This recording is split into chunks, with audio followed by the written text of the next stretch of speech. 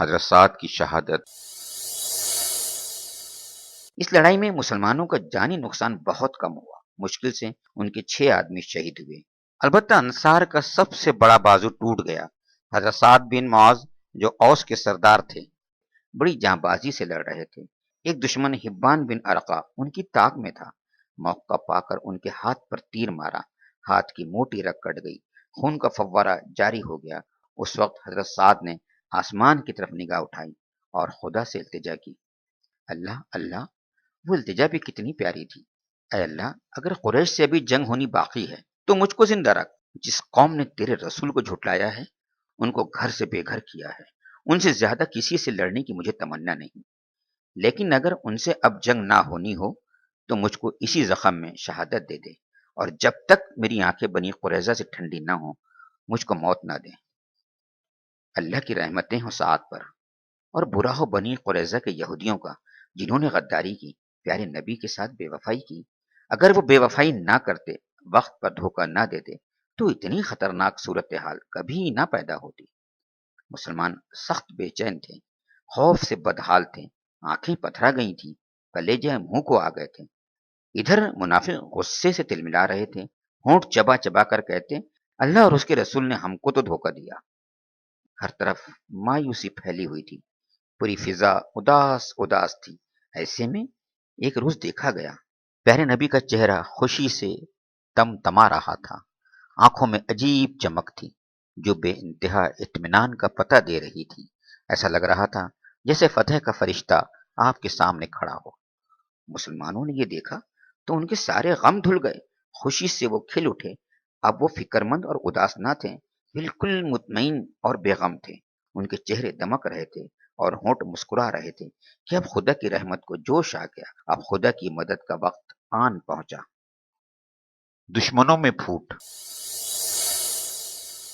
نعیم بن مسعود پیارے نبی کے پاس سے لوٹے تو برابر سوچتے رہے، کیا کریں، کس طرح دشمنوں میں پھوٹ ڈالیں، کس طرح ان کا دباؤ کم کریں، کس طرح ان کی ناپاک تمناؤں کا خون کرے۔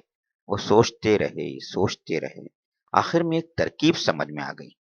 نعیم فوراً اٹھے، بنی قریظہ کی طرف تیزی سے چل دیے۔ بنی قریظہ میں ان کی پہلے سے ماندان تھی، وہاں کے یہودی ان کی بڑی عزت کرتے، ان کی باتیں بڑے شوق سے سنتے، ان کی صحبت کو اپنے لیے نعمت سمجھتے۔ نعیم وہاں پہنچے تو لوگ بہت تپاک سے ملے، ان کو عزت سے بٹھایا۔ سارے یہودی سردار نعیم کے پاس اکٹھا تھے، ان کی باتوں کا لطف لے رہے تھے۔ نعیم کچھ دیر ادھر ادھر کی باتیں کرتے رہے، پھر اپنی بات پر آئے۔ بولے، میرے دوستو، تمہیں معلوم ہے مجھے اس قبیلے سے کتنا لگاؤ ہے، خاص کر تم لوگوں سے کتنی محبت ہے۔ سب کی آواز ایک ساتھ گونج اٹھی، ہاں ہاں، یہ بھی کوئی کہنے کی بات ہے۔ نعیم نے کہا، تم لوگوں نے محمد سے تو معاہدہ توڑ دیا اور قریش و غطفان کے ساتھ ہو گئے، لیکن کچھ انجام بھی سوچا؟ اگر تم لوگوں کی جیت ہو گئی تو اس سے اچھی بات کیا ہوگی، لیکن اگر ہار گئے تو اس وقت کیا بنے گا؟ وہ لوگ تو اپنا اپنا راستہ لیں گے اور میدان میں تم بالکل تنہا رہ جاؤ گے، پھر محمد کو اکیلے تم سے ہی نپٹنا رہے گا۔ اس وقت تو تم بہت برے پھنسو گے، بنی قینوقا اور بنی نذیر سے بھی بری گت بنے گی تمہاری۔ لوگوں نے بے تابی سے سوال کیا، تو پھر کیا کیا جائے بھائی نعیم؟ بھائیو، میرا تو خیال ہے پہلے ان کے کچھ آدمی رہن رکھ لو، اس کے بعد ان کا ساتھ دو، آدمی بھی اونچے گھرانے کے ہوں، اس طرح تمہیں اطمینان رہے گا، اور وہ لوگ بھی جب تک محمد کو مار نہ لیں گے واپس ہونے کا نام نہ لیں گے۔ نعیم نے نہایت اعتماد کے ساتھ انہیں سجھاوا دیا۔ سب نے یک زبان ہو کر نعیم کی سوجھ بوجھ کی داد دی اور بولے، واہ بھائی نعیم، تمہاری رائے تو بہت عمدہ ہے، ہم ایسا ہی کریں گے۔ نعیم نے چلتے وقت تاکید کی، اچھا اب میں چل رہا ہوں، لیکن دیکھو یہ باتیں کسی اور سے کہنے کی نہیں۔ سب نے نعیم کی یقین دہانی کی، نہیں نہیں، تم اطمینان رکھو، ہم کسی اور سے کیوں کہنے لگے۔ نعیم وہاں سے چلے گئے تو لوگ دیر تک نعیم کی تعریف کرتے رہے۔ نعیم نے کتنے پتے کی بات بتائی ہے، بیچارے ہمارا کتنا خیال رکھتے ہیں۔ بنی قریظہ سے رخصت ہو کر نعیم ابو سفیان کے یہاں پہنچے، وہاں قریش کے دوسرے بہت سے سردار بھی موجود تھے۔ نعیم نے کہا، بھائیو، تم سے مجھے کتنی محبت ہے یہ بتانے کی بات نہیں، مجھے ایک بات معلوم ہوئی ہے اس سے تم کو آگاہ کر دینا میں ضروری سمجھتا ہوں تاکہ تم لوگ چوکنے ہو جاؤ۔ سارے لوگ ایک ساتھ بول پڑے، بھائی نعیم وہ کیا بات ہے؟ ہر ایک کے ماتھے پر تشویش کی شکنیں نمایاں تھی۔ پیارے بھائیوں مجھے معاف کرنا، میں بہت بری خبر لایا ہوں تمہارے لیے۔ مجھ کو پتا چلا ہے بنی قریظہ محمد سے معاہدہ توڑ کر پچھتا رہے ہیں، اب وہ ہر صورت سے اسے منانے کے چکر میں ہیں۔ ہمیں یہ بھی اطلاع ملی ہے کہ وہ قبیلہ بنی نذیر کو دوبارہ مدینہ سے بلانا چاہتے ہیں۔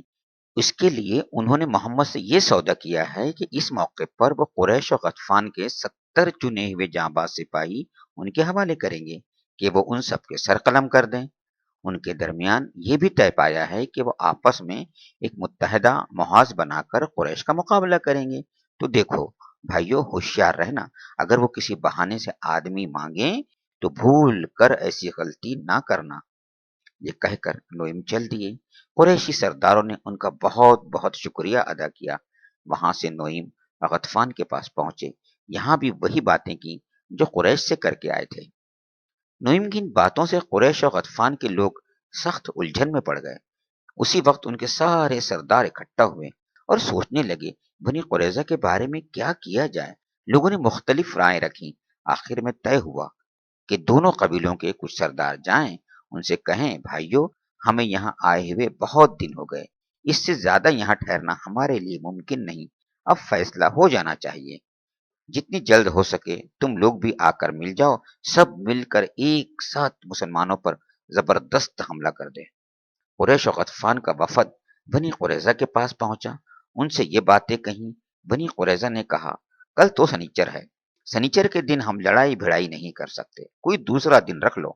ہاں ایک بات اور ہے، ہم تمہارا اسی وقت ساتھ دیں گے جب تم ہمارے پاس کچھ آدمی رہن رکھو، تاکہ ہمیں اطمینان تو رہے کہ اگر محمد کا پلہ بھاری ہوا تو ہم کو چھوڑ کر بھاگو گے نہیں۔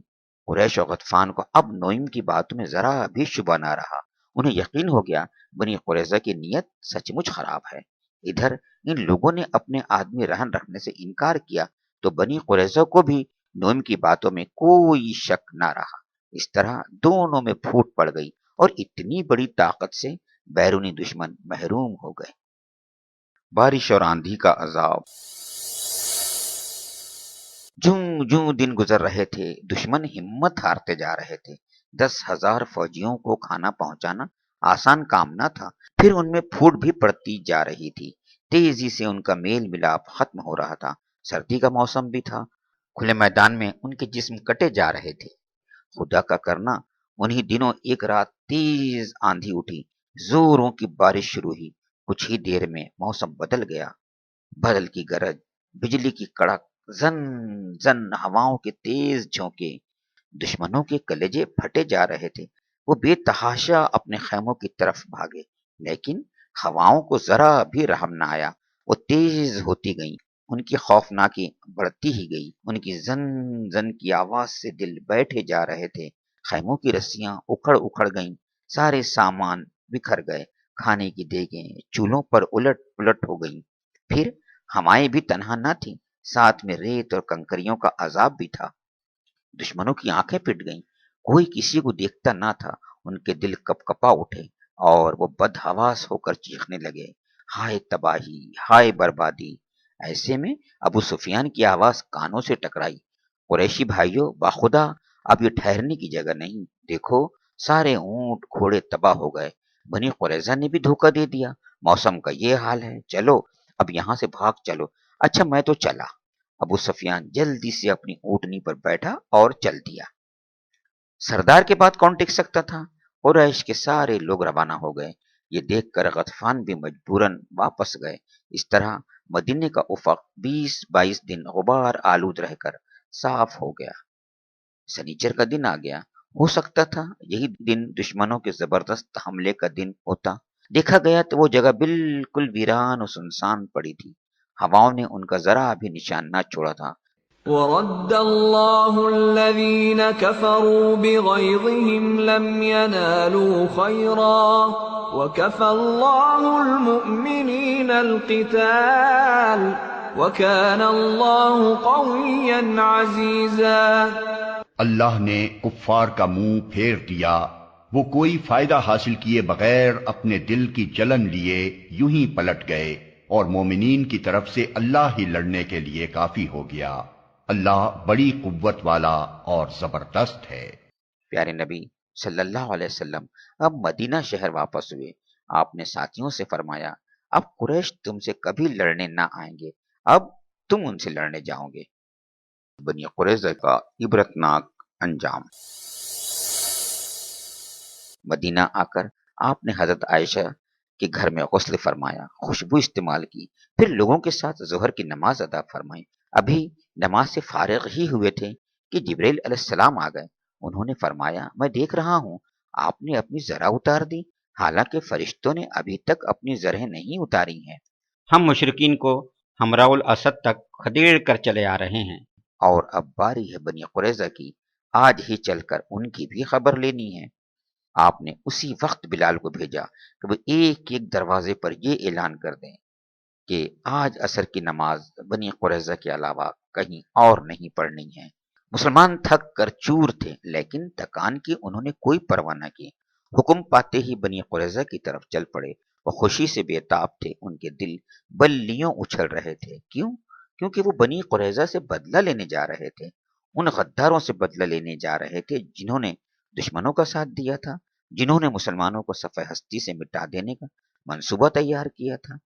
مسلمان وہاں پہنچے تو ان کے قلعے بند ہو گئے، ایک ماہ تک ان پر گھیرا ڈالے رہے۔ آخر وہ تنگ آ گئے، ان کی جان پر بن آئی۔ آپس میں انہوں نے مشورہ کیا۔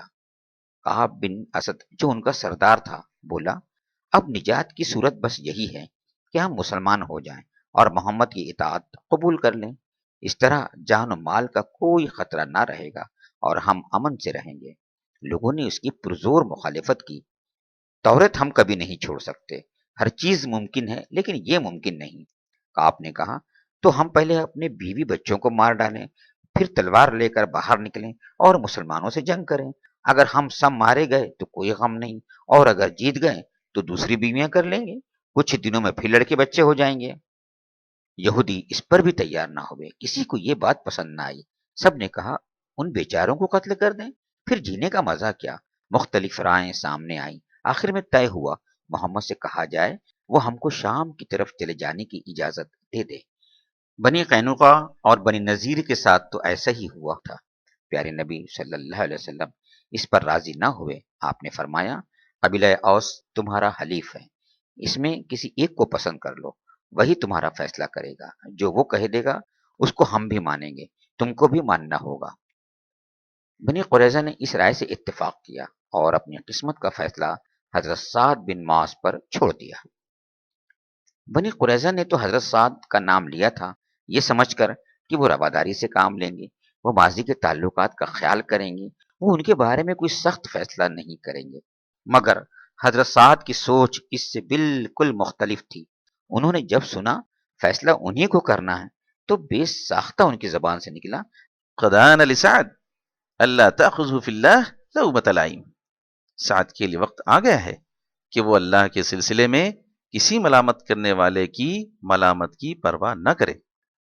چنانچہ حضرت سعد نے ان کا فیصلہ کیا۔ وہ فیصلہ یہ تھا، جو لڑنے کے قابل ہیں قتل کر دیے جائیں، عورتیں اور بچے قید کر لیے جائیں، ان کے مال و اسباب مسلمانوں میں تقسیم کر دیے جائیں۔ آپ صلی اللہ علیہ وسلم نے یہ فیصلہ سنا تو بہت خوش ہوئے۔ فرمایا، سعد یہی فیصلہ خدا کا ہے، تم نے اس زمین پر وہ فیصلہ کیا ہے جو 7 آسمانوں کے اوپر خدا کا فیصلہ ہے۔ مدینے میں گڑھے کھودے گئے، تھوڑے تھوڑے یہودی وہاں لے جائے گئے، ان کی گردنیں مار دی گئیں، پھر انہی گڑھوں میں ڈال دیے گئے۔ سب سے پہلے جس کی گردن ماری گئی وہ ہوئی تھا۔ حضرت سعد بن معاذ کی تمنا پوری ہو گئی، ان کی آنکھیں ٹھنڈی ہو گئیں۔ بنی قریظہ کا برا انجام انہوں نے دیکھ لیا، پھر وہ زیادہ نہ ٹھہرے۔ غزوہ خندق کے دوران ان کے ہاتھ میں جو تیر لگا تھا وہی زخم ہرا ہو گیا، اس سے خون کا فوارہ جاری ہو گیا اور پھر اسی زخم سے ان کو شہادت نصیب ہو گئی۔